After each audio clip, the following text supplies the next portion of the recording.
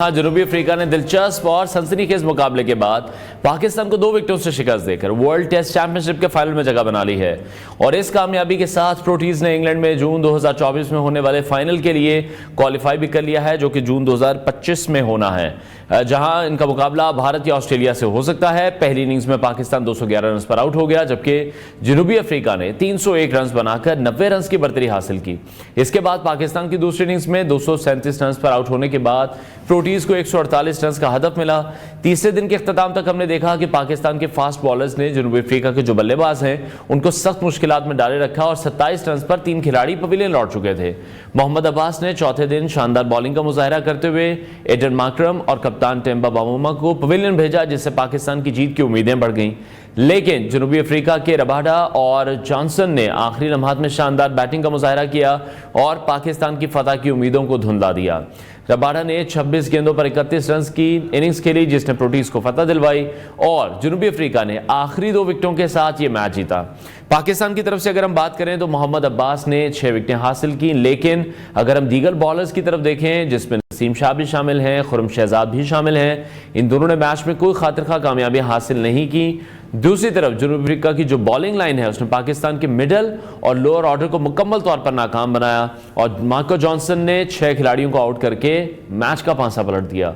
जनूबी अफ्रीका की इस कामयाबी के बाद न सिर्फ वो फाइनल में पहुंचे हैं, बल्कि उन्होंने साबित किया है कि वो आलमी सतह पर एक मजबूत टीम है। उनके फास्ट बॉलर्स और बैटर्स ने जिस अंदाज से पाकिस्तान को शिकस्त दी, उनकी शानदार टीम वर्क की भी अक्कासी करता है। वर्ल्ड टेस्ट चैंपियनशिप के फाइनल में जनूबी अफ्रीका का मुकाबला भारत या फिर ऑस्ट्रेलिया से हो सकता है, जो कि दोनों ही टीमें हालिया अरसे में शानदार फॉर्म में नजर आ रही हैं। जनूबी अफ्रीका ने इस चैंपियनशिप के दौरान West Indies, New Zealand, Bangladesh, Sri Lanka और पाकिस्तान के खिलाफ कामयाब सीरीज जीती हैं।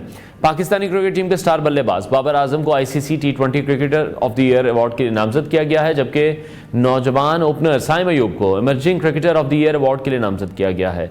इन दोनों की नामजदगियां पाकिस्तान क्रिकेट के लिए बहुत ज़्यादा इंपॉर्टेंट एजाज़ है और उनकी शानदार कारकर्दगी को आलमी सतह पर भी तस्लीम किया जा रहा है। इसी हवाले से मजीद बात करेंगे स्पोर्ट्स एनालिस्ट अब्दुल समी और ताबिश मीर ने हमें शो में ज्वाइन किया है। आप दोनों का बहुत शुक्रिया। समी, सबसे पहले मैं आपसे जानना चाहूँगा, सेंचुरियन टेस्ट में पाकिस्तानी टीम की शिकस्त की वजह आप क्या देख रहे हैं? एक बार फिर से हमारा जो बैटिंग ऑर्डर था वो कोलैप्स कर गया, या आपको लगता है कि मजमूई जो कारकर्दगी थी पूरी टीम की वो आपको लो एफर्ट दिखाई दी? जी, बहुत शुक्रिया। देखिए, अगरचे हम ये टेस्ट मैच हारे हैं, बट हम उतनी बुरी तरह से नहीं हारे जो हमारा ट्रैक रिकॉर्ड रहा है, बल्कि निस्बतन हमने बेहतर क्रिकेट खेली है। आप जब 90 रन की लीड पहली इनिंग में आपके ऊपर हो और उसके बाद आप इस तरह से कम बैक करें और बिल्कुल आप उसको एक करीब ले आए मैच को, तो यकीनन ये पाकिस्तान क्रिकेट के लिए तो निस्बतन बेहतर खबर है।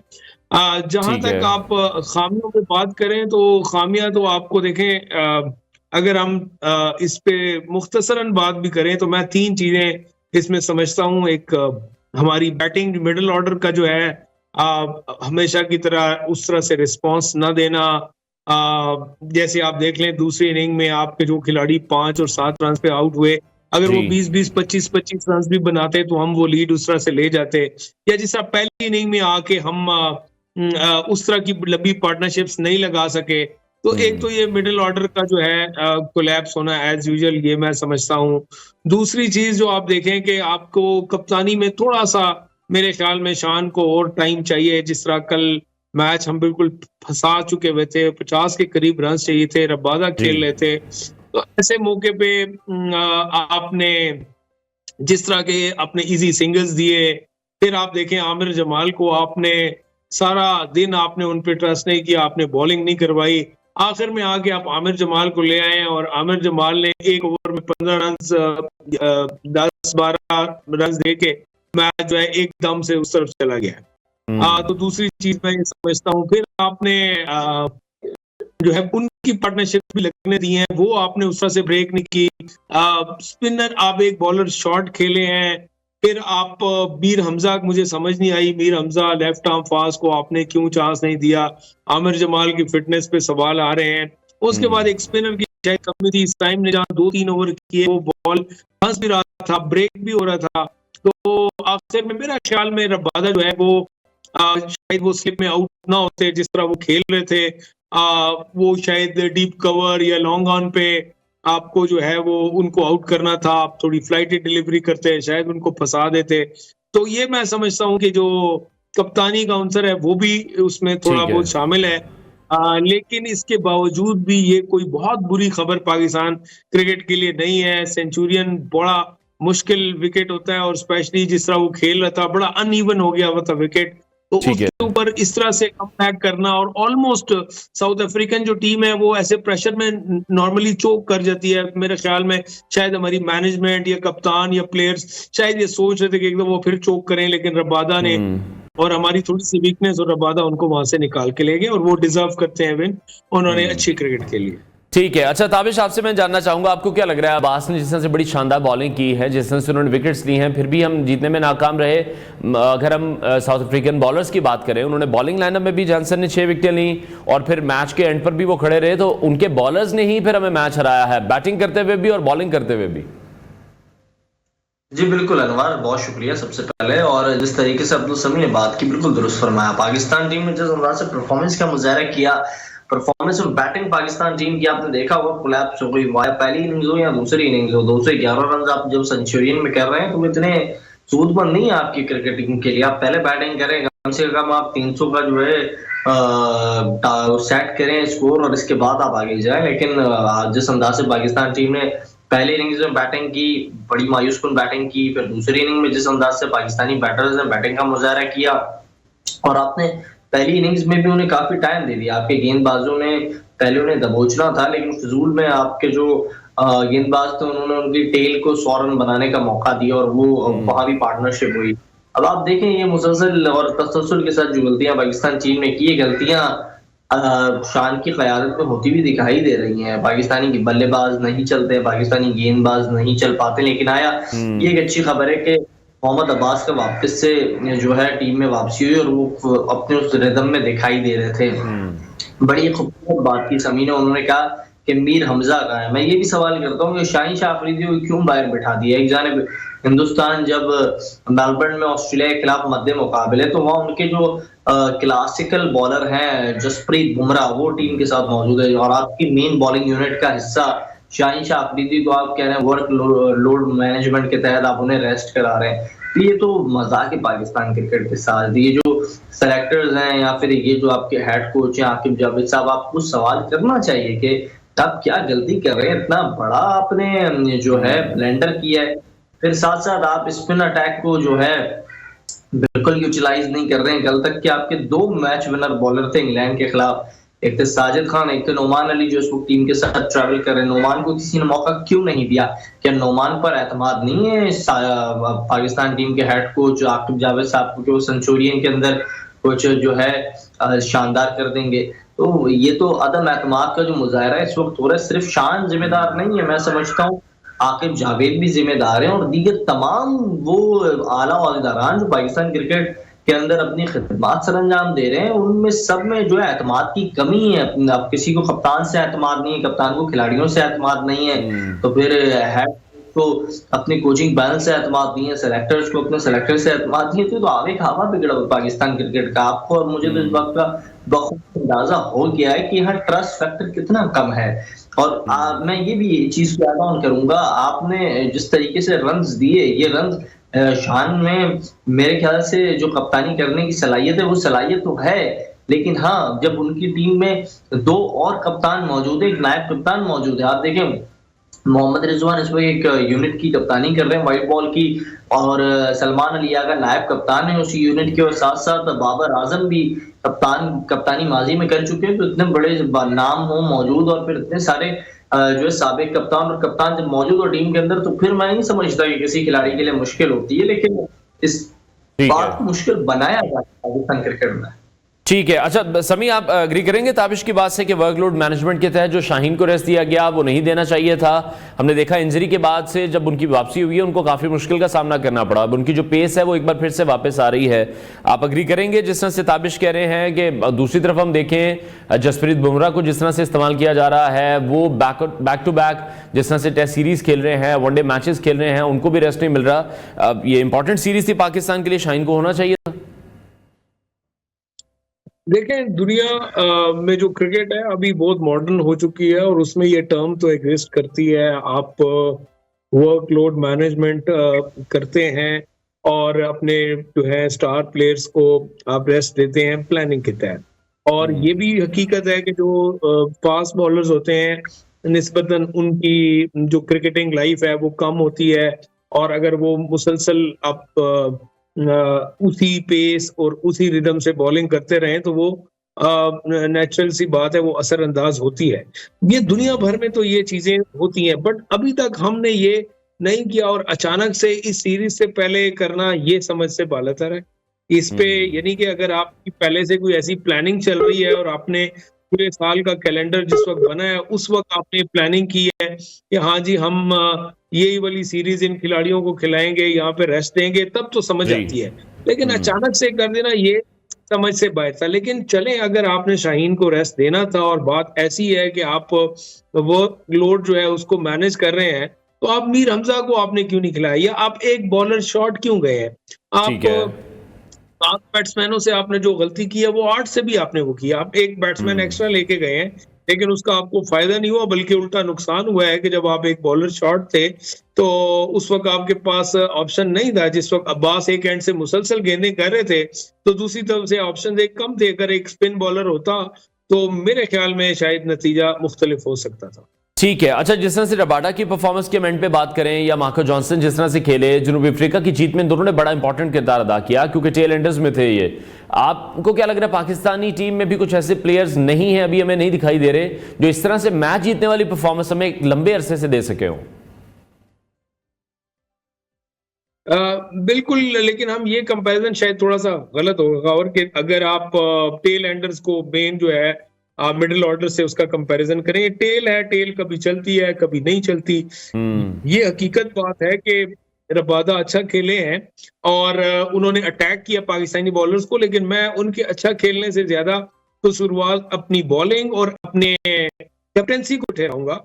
मैं फिर ये कहूंगा कि हाँ, आपको आमिर जमाल को आपने सारा दिन बॉलिंग नहीं करवाई तो उस वक्त इस क्रूशियल स्टेज पे आपको उनको बॉलिंग नहीं देनी चाहिए थी। वही एक ओवर था जो एकदम से मैच हमसे दूर ले गया। शायद वो 1-2 ओवर बेटन होते हम विकेट निकाल सकते थे। तो उनकी बैटिंग से ज्यादा जो है हमारी बॉलिंग का शायद कसूर है। और मिडिल ऑर्डर में हमें इस दफा थोड़ा सा ये है कि सऊद शकील, अगर से हम मैच हारे हैं लेकिन सऊद शकील उनका कॉन्फिडेंस बड़ा होगा। बाबर आजम की किसी हद तक फॉर्म में वापसी हुई है, तो ये भी हमारे लिए एक प्लस है इस टेस्ट से लेने के लिए। ठीक है। और जनूबी अफ्रीका की फाइनल में रसाई को आप किस तरह से देख रहे हैं? अब इनका मुकाबला या भारत से होगा या ऑस्ट्रेलिया से होगा? इन दोनों टीमों से मुकाबला करने की सलाहियत, अहलियत आपको लगता है साउथ अफ्रीका में है? क्योंकि जिस तरह से पहले भी हमने बात की कि ऐसी सिचुएशन में कहीं ना कहीं साउथ अफ्रीकन टीम चोक कर जाती है, लेकिन पाकिस्तानियों ने मौका जरा जाया कर दिया। बिल्कुल जी, साउथ अफ्रीका चोकर्स होने के लिए ये मशहूर हैं, बट इस दफा उन्होंने इस चीज की भी नफी की है। और अगर वो इस हद तक आए हैं तो इसमें यकीनन उनको क्रेडिट जाता है। टेस्ट क्रिकेट उन्होंने नो डाउट अच्छी खेली है और उन्होंने उसका मेयार ऑस्ट्रेलिया और इंडिया की टीम के मुताबिक ही रखा है, यानी उसी तरह की क्रिकेट खेल रहे हैं, तभी वो इधर आए हैं। और अगर ये फाइनल खेलने जा रहे हैं तो ये इसको डिजर्व करते हैं और फाइनल में भी उनको टफ टाइम देंगे, ऐसी क्रिकेट खेलेंगे जिस तरह इन्होंने इधर खेली है।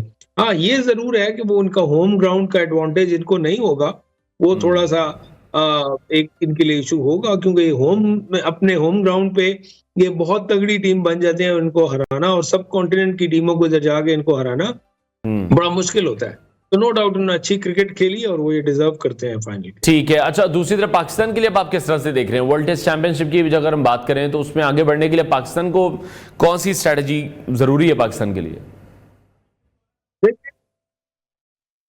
इस साल की जो आपकी चैंपियनशिप है वो तो आप उसमें आप 5 नंबर पे आए गए, 6 नंबर पे हैं टेस्ट चैंपियनशिप की।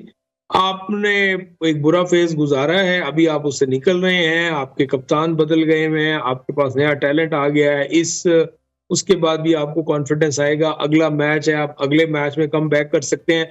अगर आप ये सीरीज ड्रॉ भी करते हैं तो ये बहुत बड़ी न्यूज होगी पाकिस्तान क्रिकेट के लिए, और हम जो नेक्स्ट टेस्ट चैंपियनशिप है उसके लिए जो है अच्छी पोजीशन में होंगे कि हम निस्बतन टेस्ट क्रिकेट खेलते कम है, हमारे अपने मसाइल रहे हैं, लेकिन अभी उम्मीद है कि जिस तरह की क्रिकेट पाकिस्तान टीम ने खेलनी शुरू की है, इसी पॉजिटिव अप्रोच के साथ जाएं तो अगले साल कोई बईद नहीं कि हम भी टेस्ट चैंपियनशिप की जो पॉइंट्स टेबल है उस पे ऊपर कहीं पे बैठे हो। ठीक है ताबिश, आपसे मैं जानना चाहूंगा बाबर आजम की जिस तरह से T20 cricketer of the year के लिए नामजदगी है उस पर आपका क्या कमेंट है? फिर साइम अयूब की emerging cricketer of the year के लिए नामजदगी हुई है, ये कैसा मैसेज है साइम के लिए या जो नौजवान प्लेयर्स हैं उनके लिए? बिल्कुल अनवार, आप देखें छोटे कद के बड़े खिलाड़ी बन चुके हैं साइम अयूब, और उन्होंने जिस अंदाज से बल्लेबाजी का मुजाहरा किया, उन्होंने अपने तमाम नाक़िदों को खामोश कर दिया, और यही बात उठी है एक परफॉर्मर की कि वो बल्ले से जो है जवाब देता है। बाबर आजम पर बड़ी निगाहें हैं सहरा के, वो उन अजीम बल्लेबाजों में से एक अजीम बल्लेबाज हैं जिन पर काफी ज्यादा निगाहें हैं। पाकिस्तान के लिए वो काफी ज्यादा फेवरेट है। जब वो हिंदुस्तान 2023 में पहुंचे थे तो आपने देखा था कि उनका कितना शानदार इस्तकबाल हुआ था। उसकी वजह यही है कि बाबर आजम जो है उनके पास क्लास तो मौजूद है, लेकिन एक उनसे गिला होता है शायकीन क्रिकेट का, जो क्रिकेट एक्सपर्ट्स हैं या फिर जो क्रिकेट के तालिबे इल्म है, वो यही बात करते हैं कि बाबर आजम अगर गुड फिनिशर बन जाए या फिर अपनी जिम्मेदारियों को और अच्छे से समझ लें और एक बड़ी इनिंग्स खेलने वाले बड़े खिलाड़ी बन जाए। आप देखें 71-100 कर दी विराट कोहली ने। विराट कोहली पर आज भी निगाहें, ऑस्ट्रेलिया के अंदर जब वो जाते हैं उनका बल्ला चलता है। उन्होंने पहले टेस्ट में जो है ऑस्ट्रेलिया के खिलाफ जो परफॉर्मेंस का मुजाहरा किया, जसप्रीत बुमराह की क़यादत में जिस अंदाज से वो खेले, उन्होंने बताया कि कितने बड़े खिलाड़ी हैं वो। तो इस तरह का जो है अप्रोच रखनी होगी। बाबर आजम ने अब ये तो फैसला कर लिया कि वो कप्तानी नहीं करेंगे और अपनी बल्लेबाजी पर तवज्जो देंगे, तो इसका जो सुधार है या फिर इसका जो निखार है वो यकीनी तौर पर आना चाहिए उनकी बैटिंग में और दिखाई देना चाहिए। साथ साथ हम ये भी देख रहे हैं कि इस वक्त जो पाकिस्तानी परफॉर्मर्स हैं उनको जहां सोचना होगा इन हवालों से, तो दूसरा ये कि जो आईसीसी के जो अवार्ड्स हैं जिसमें हमारे खिलाड़ी नामजद होते हैं, ये पिछले 3-4 साल से तो आप देखें खिलाड़ी नामजद तो हो रहे थे, बाबर हो, रिजवान हो, शाहीन हो, ये नामजद हो रहे थे, आया शादाब भी नामजद हो रहे थे, लेकिन हम कोई बड़ा इवेंट जीत नहीं पा रहे थे, हम किसी बड़े इवेंट में उस तरीके से हिस्सा नहीं ले पा रहे थे। तो ये एक बड़ा सेटबैक है। ये खिलाड़ियों के अपने इंडिविजुअल्स जो हैं अवार्ड्स तो मिल जाते हैं, लेकिन पाकिस्तान कहीं तनहा रह जाता है, कहीं खोस आ जाता है, कहीं गायब हो जाता है। तो ये नहीं होना चाहिए, मैं तो ये समझता हूँ। ठीक है, अच्छा जिम्बाब्वे के जो सिकंदर रजा हैं या दीगर खिलाड़ी हैं उनके साथ भी मुकाबला है अब इन दोनों का, आपके ख्याल में बाबर आजम और साइम अयूब के जीतने के इम्कानात क्या होंगे?